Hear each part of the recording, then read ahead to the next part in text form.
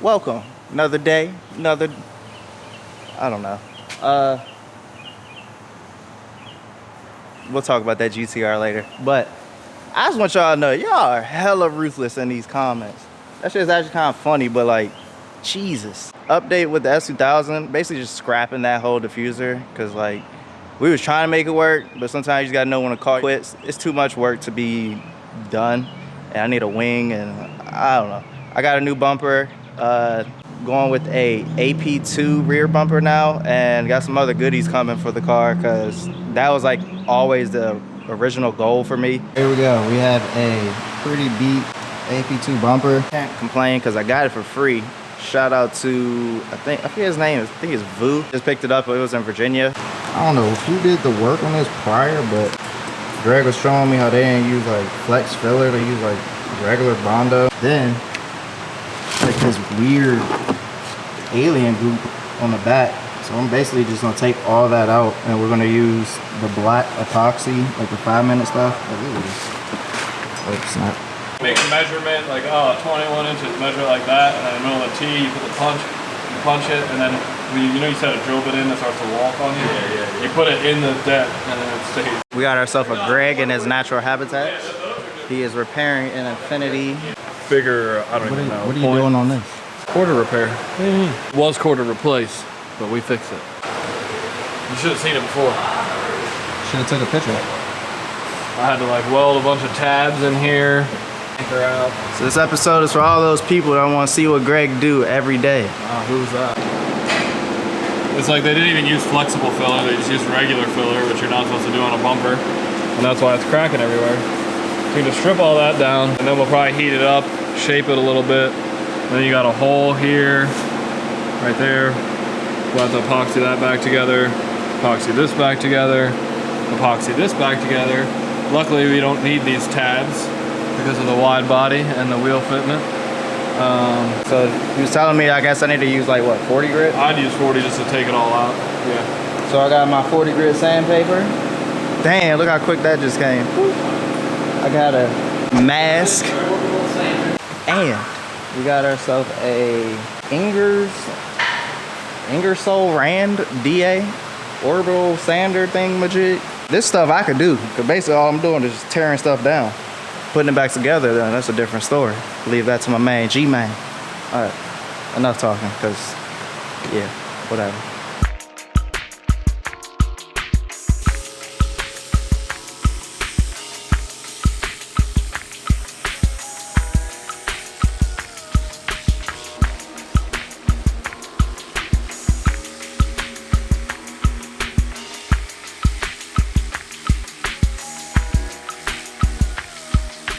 All right, so right now I am sanding the bumper.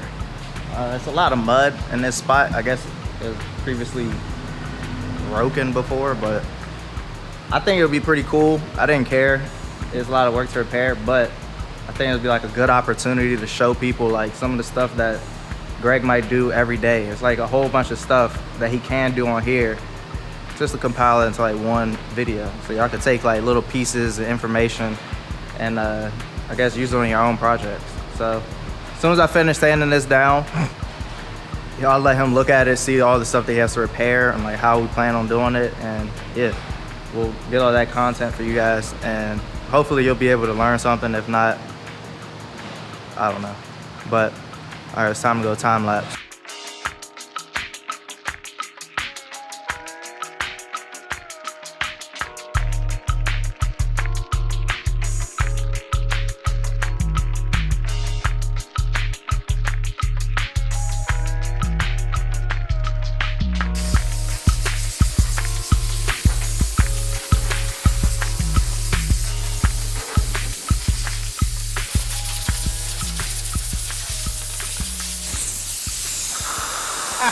Meshing your bumper. He's very impatient. We're going with this warp speed bunk trash ass bumper repair.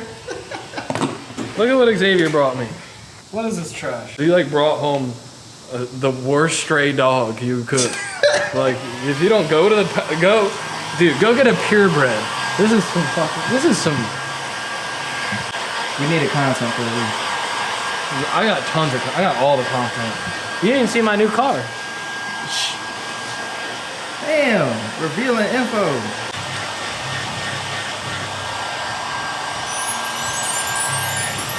I'm supposed to be eating dinner right now. And instead I'm here. I want to say some not so kind things. I'll leave it to myself. These are not the proper tools. This right here is stretched. I'm gonna have to, I'm gonna ream it out anyway so I can get good contact with the epoxy. But I need to take that out probably before straightening the rest of this. Scratching it with some 40 grit. Get a little better contact with the epoxy. The previous guy just used mud from his backyard. A little cow pie, maybe.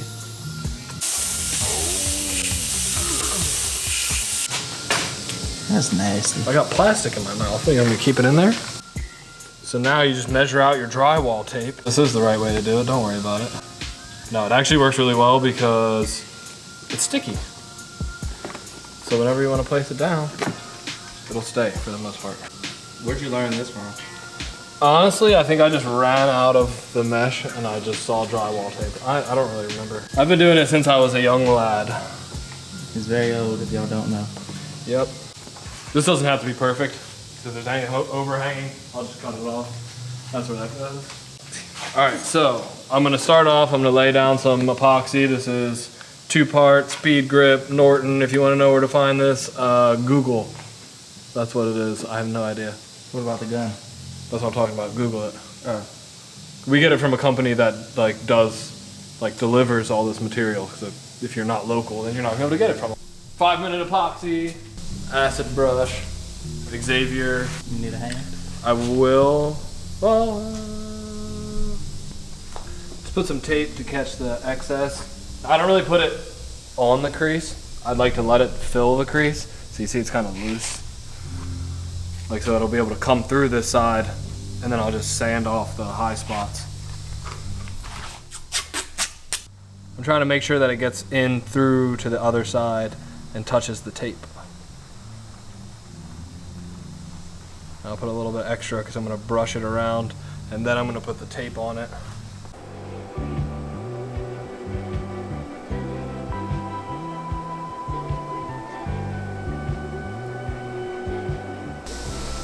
So while we're pairing with Greg, you guys learned information About my new GTO. He had a hiccup. Hey! So you said how long it's gonna take to dry? Till Sunday. Okay. So. We'll see you then. Alright, so technically it is Tuesday, October 14th. 16th. We said we were gonna come back on Sunday, but we're back on Tuesday. And now it's time for mud. First skim. Got all the epoxy sanded down that seeped through the outside. And now we're just gonna skim her up. And you say you're using flexible filler, right? See. Polyflex. See. Gonna need a lot.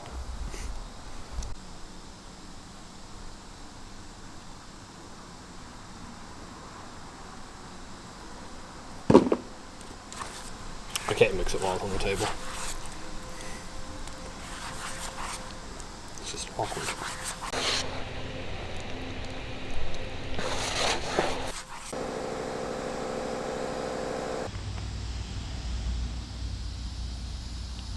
Probably hit it with probably 40 grit to start off, just because I'm gonna have to take a lot of this off. Just leave the low spots, and I'll finish that with probably 80 grit, because you can see when I skim, you can see all the fraying from the 40 grit before. So I'll finish this with 80, then we'll go back and do another skim.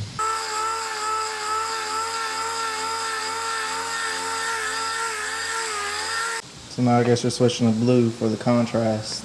So I can see when I start burning through to the red. Correct. I'm not gonna skim the whole thing. I'm just gonna go for the low spots, and then afterwards I'll do another skim all over like I did the first time. And it should be good to go. Catch y'all when it's primed. But yeah, comment below if y'all want to see more body work, if y'all enjoyed it, trying new things. Definitely comment if you can do it better. Who is that? Timmy. Somebody working on Datsun stuff. What the heck? Fuel line stuff, bro. Y'all want some Datsun updates? Boom. Quick update. Today is Sunday. And we're back. Tim is here. Yep. And he's hyped. And he wants to see it start up. So what size line are you running? This is, I forgot what size the limit is, like ½ inch or something? ½ inch outer diameter. Aluminum. Hard line pretty much everything. Now is that fancy line bender? That fancy line bender is from Billy. I can't believe y'all go to LA and leave Father of the Year at home. Father of the year. Yeah, I mean, you're like, I'm like your stepfather of the year. Yeah, that's true. You know what I mean? Guess what we're doing? What are you doing? Day drinking at the farm, baby! Damn. Hey, cold beer! Cold beer! From the farm, he pulled out shit. So I think I got one. I was like, really? I bought one from like Jags and it was some hot garbage. But this one's actually like really nice. It's always the barnyard finds that save the day. I know, right? Shout out to Billy, thank you. But yeah, I've used this to make all of this pretty much. So right now I'm just running the fuel sending line and then we'll do the return later. But once we do the fuel lines and once we finish running the all the wires that run to the back, that run to like the fuel pump and stuff like that, and they also run to the taillights and stuff, then we can start it. I better see some more excitement. Talk about some just, oh, we can start it. No, you can't wait. I can't wait. They can't wait. Oh, yeah. I'm also hyped. He's so excited that he shows no facial expression.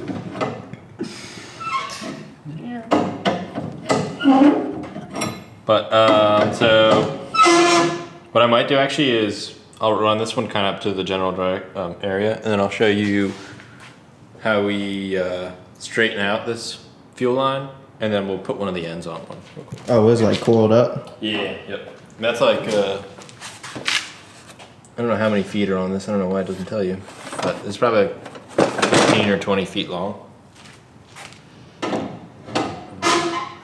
So today, y'all will see how to make an aluminum fuel line and repair a bumper in this episode. Ooh, fancy.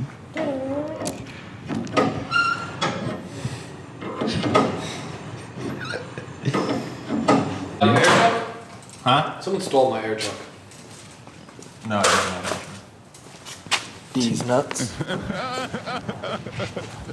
Bending lines under the car. Yep. Always fun when you can't get the pull off. Came to the shop hella fresh today. It's the freshest hoodie I've ever seen Tim wear. It was a tester, so. I was like, something has to be up right now. What is going on?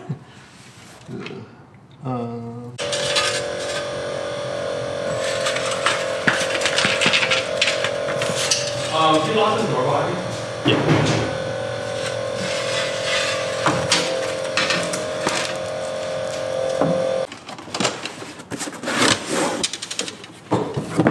This is just ½ inch outer diameter aluminum fuel line.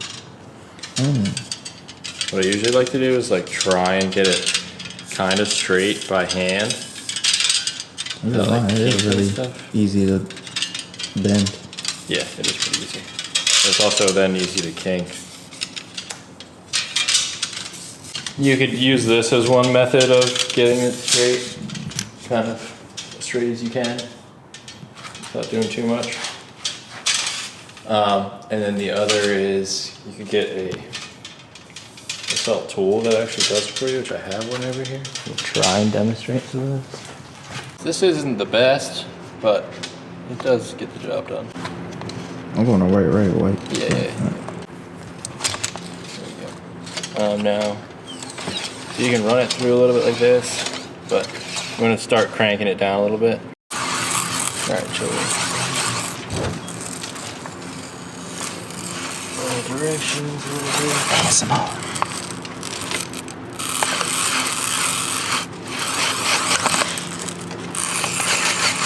It's a relatively straight line. I got really straight. Yeah, I didn't get the end, obviously. Yeah, that's whatever. Yeah, but I mean, I already did half of those fuel lines before I even got that tool, so you can definitely do it without it. We're running short on time today. It's Sunday, raining. Yeah, we just filmed the Q&A and stuff, but I still want to give everybody a Datsun update. Yeah. Local drive shaft shop to us, A1 drive shaft, made this drive shaft for me. Because I sent him mine, I was like, what do you think about this? Because like Josh and I just kind of welded it up and hoped it was straight, and it definitely was not straight. He's like, I don't really feel comfortable balancing that, so he made this guy for me. He said this should hold a load of power, way more than I'm gonna be making anytime soon. And it's got serviceable joints. Where the S2000's one end is not really serviceable. You can repack it with grease, but you can't replace the actual joint. And then you said it's extendable too, right? Yeah, this actually does. Slide in and out. Convenient. He like CNC'd this whole, well, I guess he probably cut it down on a lathe, but, and it was like super cheap too. It's awesome. And he knew that I was gonna need shorter bolts because the S2000 has like a bigger hub guy. It should be the correct length and everything. So we do have to drop my diff out, probably next episode, and actually install the diff, because right now it's just an open diff. It's just an R200 out of a S14. You got that OS Geiken. Yeah, it's in the other room. But What is it, 1.5, right? yeah, I think it's a 1.5 clutch style. So we'll do that next. And then once we get that all running, and then it can really move forward. Then we started messing with the suspension, put a new the new subframe up front. Boom. And then we ran into a problem with these new arms. These like little steering joint guys that the tie rod connects to is actually not the correct diameter, because mine's an early model Z. And supposedly they changed it. But there's two companies I'm talking to. One already has a set of these out that are actually shorter. Well, this joint's shorter, so it's actually quicker turning in and out. So less movement of the steering wheel will do the same amount of movement for Companies.